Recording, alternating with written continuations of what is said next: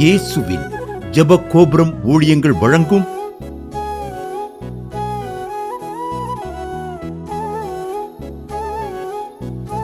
நம்பிக்கையிலே சந்தோஷமாயிருங்கள்.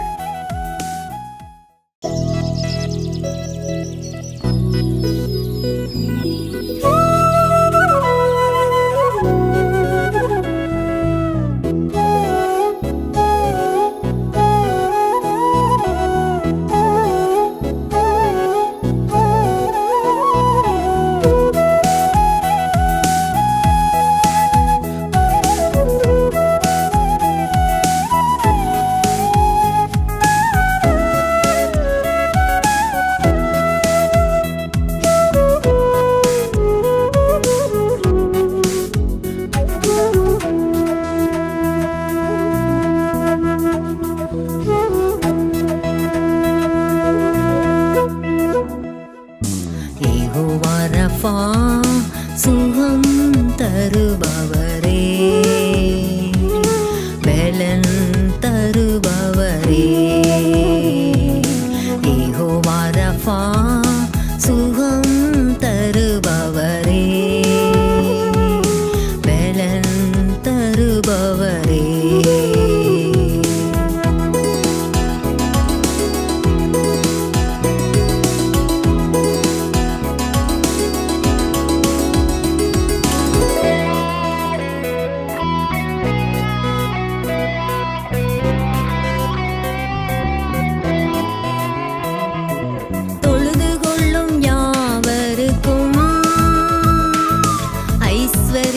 சம்பனரே, தொழுது கொள்ளும் யாவருக்கும் ஐஸ்வரிய சம்பனரே. ஐஸ்வரியம் கனமகிமை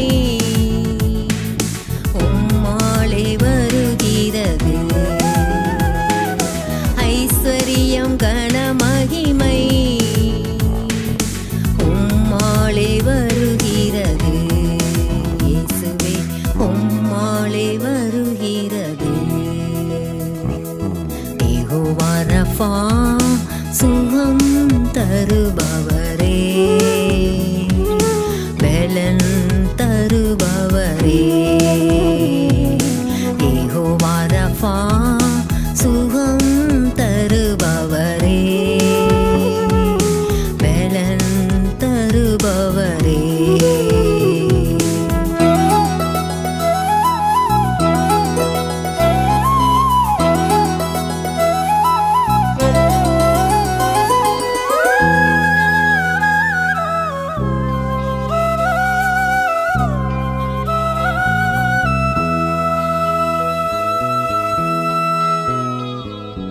உம்மாலே ஆயுள் பெருகும்,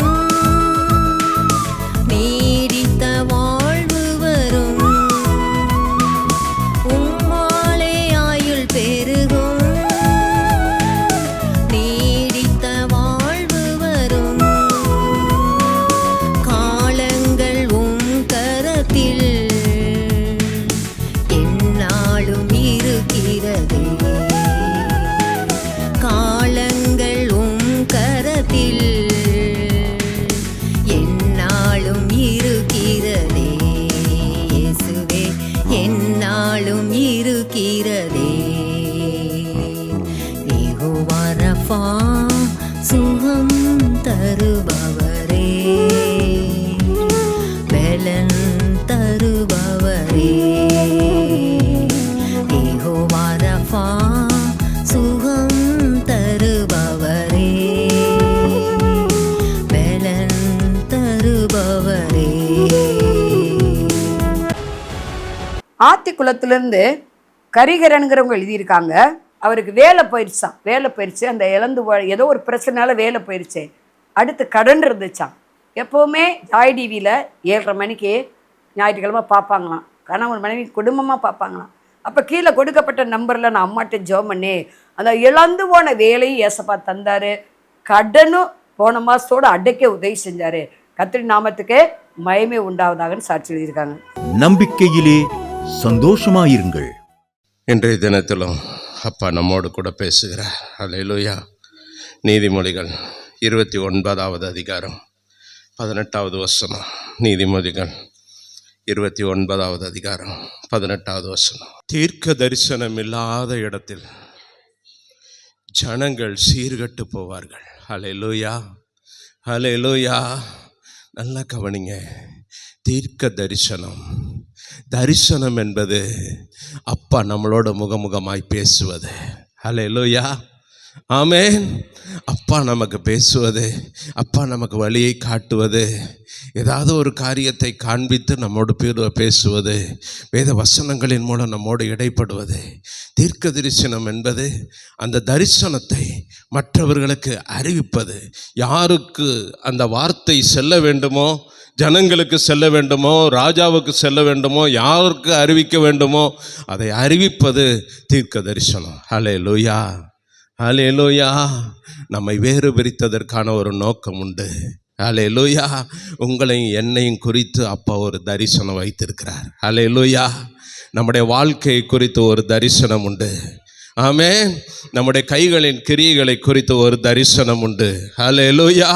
நம்முடைய சபையை குறித்து ஒரு தரிசனம் உண்டு. ஆமென்.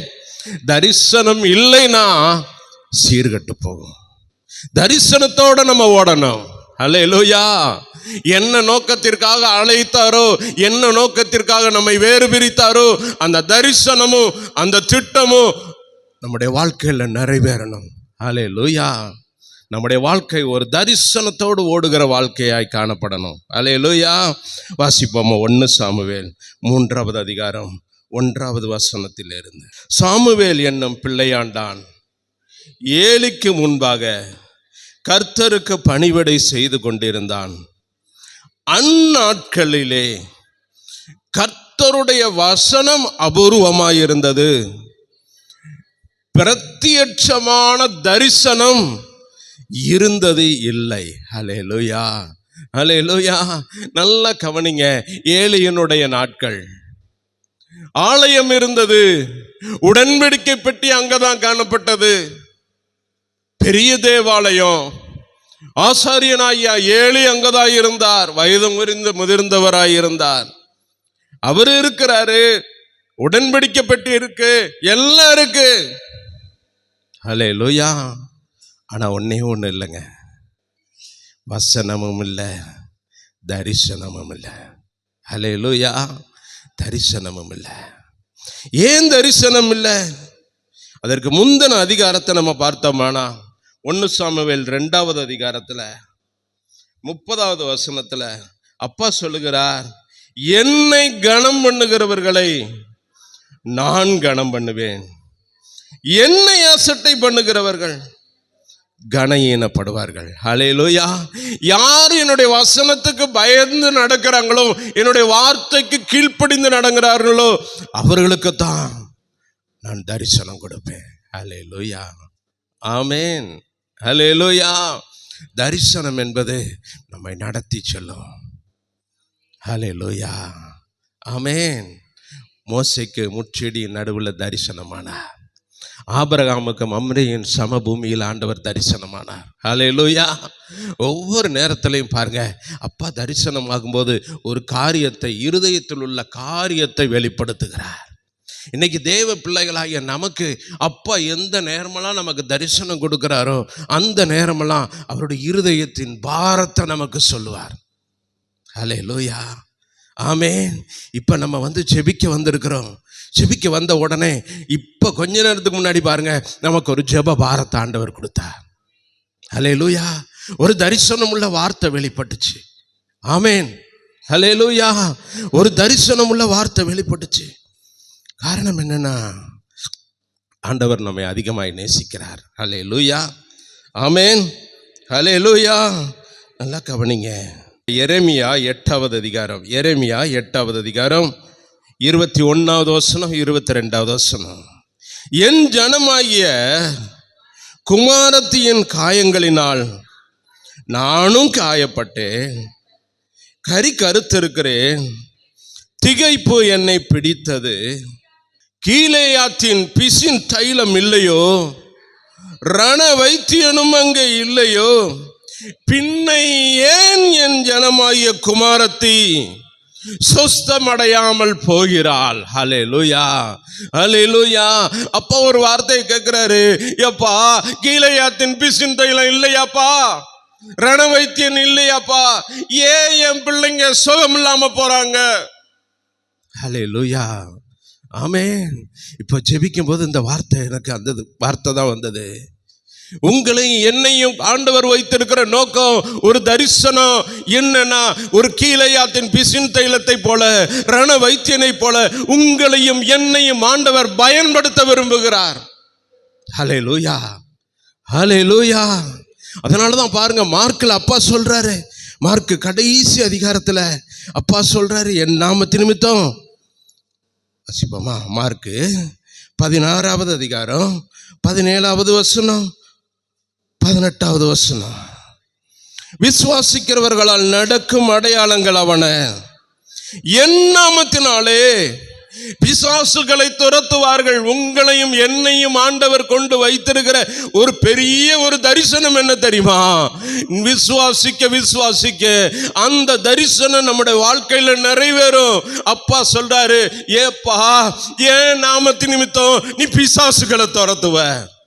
ஹல்லேலூயா, ஆமென்.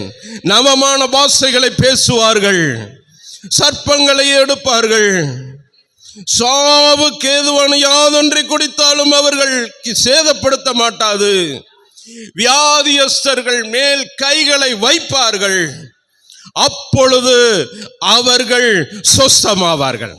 ஹல்லேலூயா, ஆமென். உங்களையும் என்னையும் ஆண்டவர் வைத்திருக்கிற ஒரு தரிசனம், ஒரு நோக்கம் அப்பா வைத்திருக்கிறார்.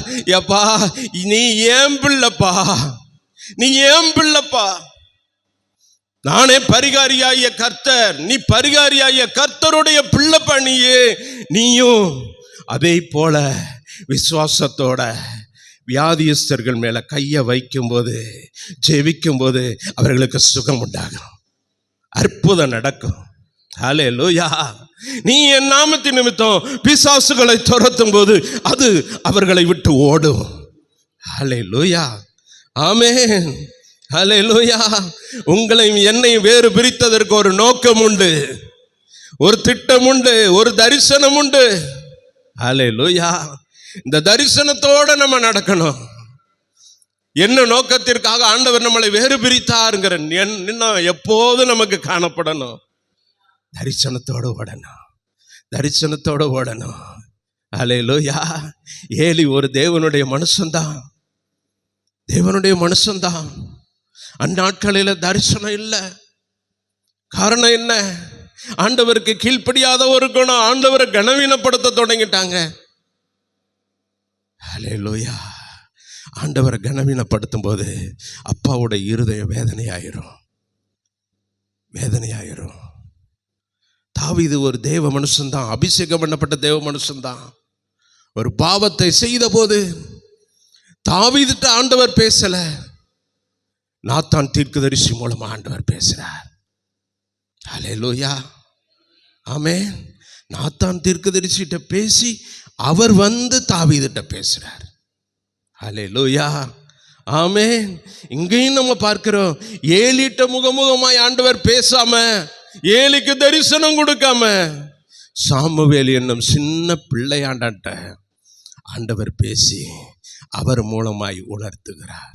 ஹல்லேலூயா, ஹல்லேலூயா. நல்லா கவனிங்க, உங்களையும் என்னையும் வேறு பிரித்ததற்கு ஒரு நோக்கம் உண்டு, ஒரு திட்டம் உண்டு. ஆண்டவர் ஒரு பெரிய தரிசனமே நம்ம மேல வச்சிருக்கிறாரு. ஹல்லேலூயா, ஆமென். நீங்களும் நானும் அனலும் இல்லாதவர்களாய் குளிரும் இல்லாதவர்களாய் காணப்படக்கூடாது. ஹல்லேலூயா. விசுவாசத்தோட நம்ம செயல்படணும்.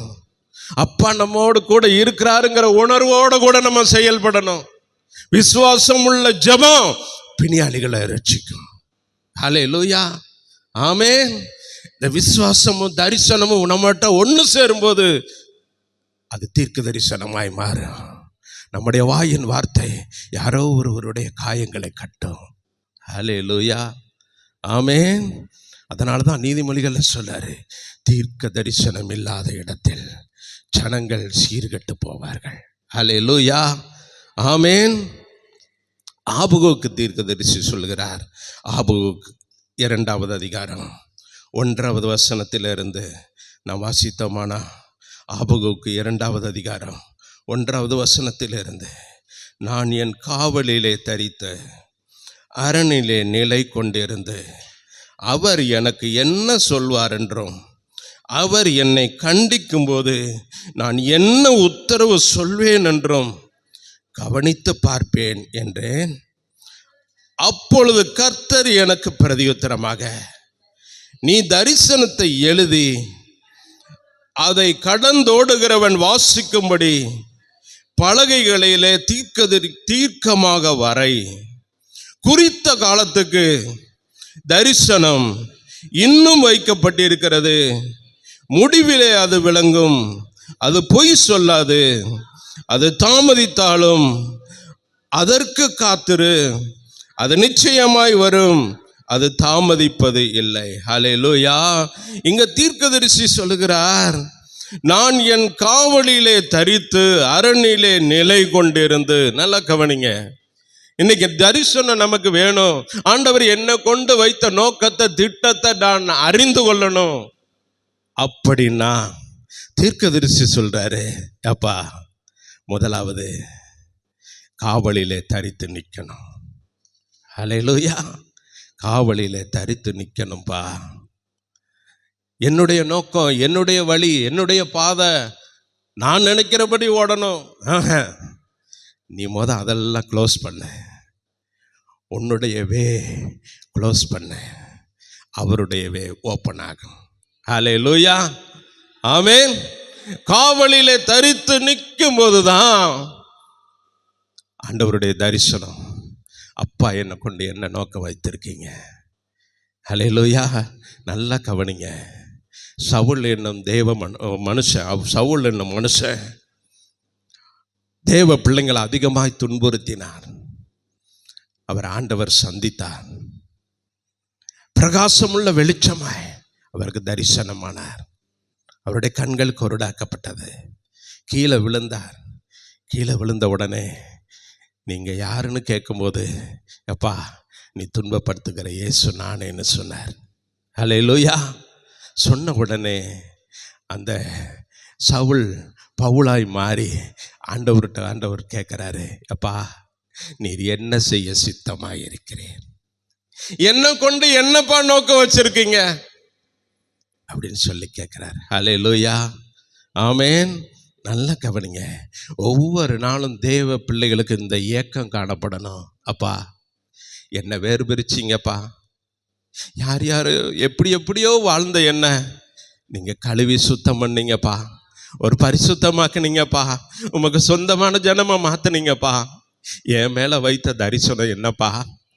என் மேலே வைத்த நோக்கம் என்னப்பா? உங்கள் இருதயத்தின் ஏக்கத்தை நான் புரிந்து கொண்டு வாழணும்ப்பா. இதுவரை என் நோக்கப்படி ஓடிட்டேன், என் சிந்தனையின்படி நான் செயல்பட்டேன், என்னுடைய நோக்கத்தின்படியே, என்னுடைய இஷ்டத்தின்படியே, என் இச்சைகளின்படியே நான் நடந்துட்டேன்ப்பா. எல்லாத்தையும் க்ளோஸ் பண்ணுறேன், எல்லா பாதைகளையும் அடைக்கிறேன். நீங்கள் எனக்கு வழி காட்டுங்க.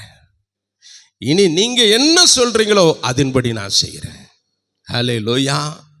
இந்த சவுல் பவுலாய் மாறி ஆண்டவர் என்ன சொல்கிறாரோ ஒவ்வொரு நாளும் அப்பாட்ட கேட்பாரு, எப்பா நான் எங்கப்பா போகணும்? எப்பா நீ இந்த பட்டணத்துக்கு போ.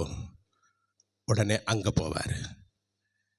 நீ இந்த மனுஷன்ட்ட போ, அங்கே போவார். நீ இந்த ராஜாவுக்கு முன்னாடி நிற்கணும்ப்பா, அங்கே போவார். ஹல்லேலூயா. ஆமென். அப்படியே பாருங்க, அப்பா என்ன சொல்கிறாரோ அதன்படி நடக்கிற ஒரு தேவ பிள்ளையாய் பவுல் அப்போஸ்தலன் மாறினார். ஹல்லேலூயா. ஆமென். ஹல்லேலூயா. நம்முடைய முந்தின வாழ்க்கை என்ன மாதிரி இருந்தாலும் அதெல்லாம் க்ளோஸ் பண்ணணும். அந்த பாதைகளை க்ளோஸ் பண்ணும்போது தான் அப்பா நமக்கென்று வைத்திருக்கிற ராஜரீக பாதை நமக்கு தெரியும். ஹல்லேலூயா. ஆமென். அதனாலதான் வேதம் கூறுகிறது, நீதிமானுடைய பாதையோ ராஜபாதை. நீங்களும் நானும் அப்பாவால் வேறு விரிக்கப்பட்ட ஜனம். இதுவரை நம்முடைய பாதை கரடு முரடா இருக்கலாம், பள்ளமேடா காணப்படலாம், பாலானதாய் காணப்படலாம். இனி நம்மளுடைய பாதை ஒரு ராஜபாதையாய் காணப்பட வேண்டும். இதுதான் அப்பாவுடைய தரிசனம். ஹல்லேலூயா. உங்களை என்னை வேறு பிரித்ததற்கு ஒரு நோக்கம் உண்டு, ஒரு திட்டம் உண்டு. ஹல்லேலூயா. ஆமென். அடுத்து சொல்றாரு, அரணிலே நிலை கொண்டிருந்து அவர் எனக்கு என்ன சொல்வார் என்றும், அவர் என்னை கண்டிக்கும் போது நான் என்ன மறு உத்தரவு சொல்வேன் என்றும் கவனித்து பார்ப்பேன். ஹல்லேலூயா. தீர்க்கதரிசி சொல்லாரு, ஒரு தரிசனம் நமக்கு வேணும்னா நம்முடைய சிந்தனைகள், நம்முடைய செயல்கள் எல்லாவற்றையும் ஓரங்கட்டிட்டு அப்பா எனக்கு என்ன சொல்வார், அவர் கண்டிக்கும் போது நான் என்ன பதில் சொல்வேன், கவனித்து பார்ப்பேன். ஹல்லேலூயா. ஆமென். ஒரு கவனிக்கிற ஒரு இருதயம் வேணும். ஆமென். ஹல்லேலூயா. அதனால தான் அப்பா சொல்றாரு, என் ஆடுகள் என் சத்தத்தை அறிந்திருக்கின்றன, நாள்தோறும் அவைகள் என் பின்ன செல்கின்றன. அந்நியருடைய சத்தத்தும் அதுக்கு தெரியும், ஒரு மேய்ப்பனுடைய சத்தமும் என் ஆடுகளுக்கு தெரியும். ஹல்லேலூயா. ஆமென். அப்பா சொல்லாரு, அப்பா ஏன் சொல்ல கேட்டு நடப்பா. ஹல்லேலூயா. என் வார்த்தையை கேட்டு நடப்பா. நம்முடைய வாழ்க்கையில தரிசனம் நிறைவேறணும்னா ஒவ்வொரு நாளும் அப்பாவுடைய சத்தத்தை கேட்கணும். வேதம் என்பது நமக்கு ஒரு கண்ணாடி மாதிரி. நம்ம கிளம்பி வரும்போது நம்ம எல்லாரும் என்ன செய்கிறோம், முடிச்சுட்டு எல்லாத்தையும் முடிச்சுட்டு கண்ணாடிக்கு முன்னாடி நின்னாடி நம்ம எல்லாம் முகமெல்லாம் நல்லா இருக்கா, தலையெல்லாம் நல்லா சீவி இருக்கோமா, பவுடர்லாம் கரெக்டாக அடிச்சிருக்கோமா, எல்லாத்தையும் செக் பண்ணுறோமா இல்லையா? ஹல்லேலூயா. ஆமென். தேவ சமூகம் என்பது நமக்கு முன்னாடி ஒரு கண்ணாடி மாதிரி. நம்ம முழங்கால் போட்ட உடனே அப்பா நம்மகிட்ட என்ன குறைகள் இருக்கு, நம்ம எந்த காரியத்தில் நம்ம தவறி இருக்கிறோம், எந்தெந்த காரியத்தில் நம்ம சீர்படுத்தணும், இதெல்லாம் நமக்கு கற்றுக் கொடுப்பார். ஹல்லேலூயா. ஆமென். அதை நமக்கு உணர்த்துவார். உணர்த்தும் போதே நம்ம மனம் திரும்பி, அப்பா என்ன மன்னிங்கப்பா, அவங்ககிட்ட இந்த மாதிரி பேசுனது நான் தப்பு தான்ப்பா, இந்த மாதிரி நான் நினைச்சது தப்பு தான்ப்பா, வேண்டாம்ப்பா, இந்த ஆகாத சம்பாஷணைகளை அடுத்தவங்களை பற்றி நான் பேசுனது தப்பு தான்ப்பா, என்ன மன்னிங்கப்பான்னு சொல்லி கேட்கணும். ஹல்லேலூயா. ஆமென். நல்லா கவனிங்க. தாவீது இந்த மாதிரி நாத்தான் தீர்க்கதரிசி சொன்ன உடனே அவர் எழுதுறார் சங்கீதத்தில், எப்பா என்னை கழுவி சுத்திகரிங்கப்பா, என்னை ஈசோப்பினால் கழுவுங்கப்பா, நான் அப்பொழுது சுத்தமாவேன், நான் உறைந்த பணியில் வெண்மையாவேன். ஹல்லேலூயா. ஆமென். என்னை சுத்திகரிங்கப்பா, சுத்திகரிங்கப்பா, சுத்திகரிங்கப்பான்னு ஆண்டவர் சமூகத்தில் விழுந்து கிடக்கிறாரு. ஹல்லேலூயா. ஆமென். என்னதான் ஆண்டவருக்கு விரோதமாக பாவம் செஞ்சாலும் அப்பா மன்னித்து கழுவி மறுபடியும் புதிய மனுஷனாய் உருவாக்குறார். ஹல்லேலூயா. ஆமென். நம்முடைய அப்பா மன்னிக்கும் இருதயம் உள்ளவர். ஹல்லேலூயா. இன்னைக்கு நமக்கு தேவையான ஒன்று, நமக்கு என்ன தரிசனம் வச்சிருக்கிறாரோ அந்த தரிசனத்துக்கு நேராய் நடத்த சொல்லணும். ஆமென். தரிசனம் என்பது நம்முடைய வாழ்க்கையில் மிகவும் தேவை. நம்ம குறித்து, நம்முடைய சொந்த வாழ்க்கையை குறித்து ஒரு தரிசனம் வேணும், நம்முடைய குடும்பத்தை குறித்து ஒரு தரிசனம் வேணும், நம்முடைய சபையை குறித்து ஒரு தரிசனம் வேணும். சபை சாதாரணமா இருக்கக்கூடாது, வளர்ந்து பெருகணும். என்ன நோக்கத்திற்காக இந்த ஊர்ல வச்சிருக்காங்களோ இந்த நோக்கமும் திட்டமும் தரிசனமும் நிறைவேறணும். ஹல்லேலூயா. ஆமென். ஹல்லேலூயா. அப்படியே அக்கினி பரவணும், ஜனங்கள் எல்லாம் ரட்சிக்கப்படணும், எல்லாரும் மனம் திரும்பணும். ஹல்லேலூயா. ஒரு தரிசனத்தோடு நம்ம ஓடணும். நம்முடைய வாழ்க்கை தரிசனத்தோடையே ஓடி தரிசனத்தோடையே செயல்படணும். ஹல்லேலூயா. ஆமென். ஹல்லேலூயா. ஒரு தரிசனம் உள்ள வாழ்க்கை நமக்கு வேணும். இந்த தரிசனம் இல்லைன்னா எல்லாமே சீர்கெட்டு போகும். ஹல்லேலூயா. ஆமென். ஆமென். நல்லா கவனிங்க. டைம் முடிஞ்சிருச்சு. ஸ்தோத்திரமாப்பா. தரிசனம் என்பது நம்முடைய வாழ்க்கையில் சீர்படுத்தும். ஒவ்வொரு நாளும் தேவ சமூகத்தில் உட்காந்து, அப்பா என்னை கொண்டு என்னப்பா நோக்கம் வச்சுருக்கீங்க, என்னை கொண்டு என்னப்பா திட்டம் வச்சுருக்கீங்க? உங்கள் நோக்கத்தையும் தரிசனத்தையும் எனக்கு காட்டுங்கப்பா அப்படின்னு சொல்லி நம்ம அப்பாவுடைய பாதத்தில் உட்காந்து கேட்கணும். ஹல்லேலூயா, ஆமேன். அதனால தான் ஆபகுக்கு சொல்லாரு, நம்ம காவலிலே தரித்து அரணிலே நிலை கொண்டிருந்து கர்த்தர் என்ன சொல்லுவார், அவர் என்னை கண்டிக்கும் போது நான் என்ன மறு உத்தரவு சொல்லுவேன் அப்படின்னு அமர்ந்திருந்தார். அப்பொழுதுதான் தரிசனம் வெளிப்படும். ஹல்லேலூயா. தேவ பிள்ளைங்க செபிக்கும்படி எழுந்திருப்போமா?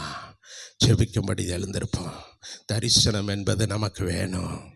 அப்பா நம்மளை கொண்டு வைத்த நோக்கம், நம்மை கொண்டு வைத்த திட்டம் நிறைவேறணும். ஹல்லேலூயா. அநேகருக்கு பிரயோஜனமாய் நம்ம மாறணும். அநேகருக்கு பிரயோஜனமாக நம்ம மாறணும். நமக்காகவே வாழ்ந்து நமக்காகவே மரிக்க நம்ம அழைக்கப்படல. ஏனோ தானோன்னு வாழ்ந்து மற்றவங்களை போல வாழ நம்ம அழைக்கப்படல. எங்களை அழைத்தார்னா என்ன, அழைத்தார்னா என்ன, வேறு பிரித்தார்னா என்ன கொண்டு ஏதோ ஒரு காரியத்தை அப்பா செய்யணும்னு நினைக்கிறாங்க, செய்யணும்னு நினைக்கிறாங்க. எத்தனையோ பேர் இல்லையா, என்னை விட அறிவாளிகள் நிறைய இருக்காங்க, திறமசாலி நிறைய இருக்காங்க. நம்மை மாத்திர ஆண்டவர் வேறு பிரித்தாரே, உளையான சேற்றிலிருந்து வேறு பிரித்தாரே. நம்ம மேல ஒரு தரிசனம் வச்சிருக்கிறாருங்க. தரிசனத்தோட ஓடணும், தரிசனத்தோட ஓடணும். ஹல்லேலூயா. மாணவர்களே, அதிசய கல்வாரி ஊழியங்கள் மூலம் ஒவ்வொரு மாதமும் தேவனால் எல்லாம் கூடும் பத்திரிகையை நாங்கள் வெளியிடுகிறோம். தேவ சமூக பாடல்கள் DVD, ACD இந்த பாடல்களை நாங்கள் வெளியிடுகிறோம். அதிசய கல்வாரி ஊழியம் இது தீர்க்க தரிசன ஜெப ஊழியமாக நடைபெறுகிறது. இந்த ஊழியங்களுக்காக ஜெபிக்க, காணிக்கையை அனுப்ப தாங்க மறவாதிருங்கள். ஜெபிக்கிற, கொடுக்கிற, உழைக்கிற உங்கள் ஒவ்வொருவரையும் ஆண்டவர் தாமே ஆபிரகாமை ஆசீர்வதித்தது போல சகல விதத்திலும் உங்களை ஆசீர்வதிப்பாராக. ஆமென். அன்பிற்குரியவர்களே, இந்த ஊழியத்தை உங்கள் காணிக்கைகளால் தாங்குபவர்களின் கவனத்திற்கு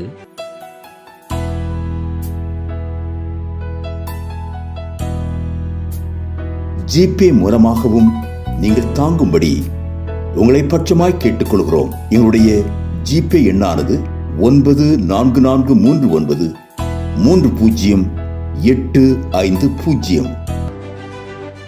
எங்களது முகவரி சகோதரி எலிசபெத் சுந்தரராஜன், எண் 27, பொதிகை தெரு, குழந்தைசாமி நகர், வண்டியூர், மதுரை 20. செல்போன் எண்கள் 9487177765, 9095328172 மற்றும் 9443930850.